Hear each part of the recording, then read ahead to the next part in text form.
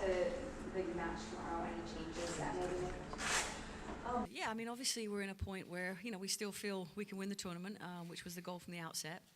Made it challenging in terms of having to rely on another result, but I think this team right now is very focused. They know we want to play well again tomorrow and have a good result in terms of how we feel the performance went, but obviously win the game to put ourselves in a position to hopefully try and win this tournament. Where is the team? I think we're still locked on in terms of our processes and what we're doing, and I think the players understand that this is the last 5% we need to do, and to get things completely right. We've got to be 100% focused for 90 plus minutes in games, and so I think this is another opportunity for us to, again, test ourselves to be ready for the summer.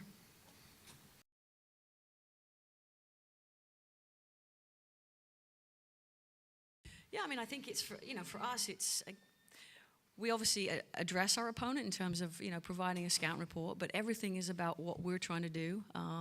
So I think defensively we're going to have to make sure that we're good in our defending transition. This is a team that likes to get forward quickly, so I think making sure that we if we can't win the ball back immediately, which is part of our mentality, we'll make sure we're organized to deal with their transition. And I think on the attacking side of the ball, I think we've done some really good things. I think we've created a lot of opportunities. Continuing to get into our opponent's goal zone, but now that final piece of the refinement and the decision making in the box in terms of what we do.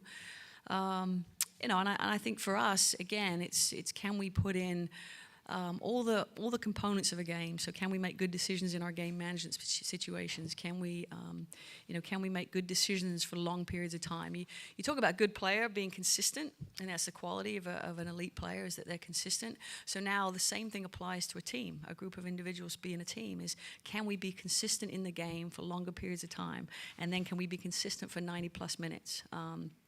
Because I think there's a lot of good decisions, and then at times, it breaks down, and that's what we've got to manage, better in terms of the things that we do, and that's on all of us, the coaches, the players, everybody. What kind of challenges does Marta present for you guys? I think part of Marta is she's unpredictably predictable, meaning that she's uber creative, can separate from players, has a tremendous left foot, and likes to score goals. So I think she's a player that you can't lose track of. We have to make sure that again we deal with their team in transition, because they break fast. But I think Marta's just she's just a quality player, and I just think I'm a big fan. I think she's she's a great player, and obviously it's a good thing for our players to have to play against that quality. But yeah, I think she's lethal in the final third.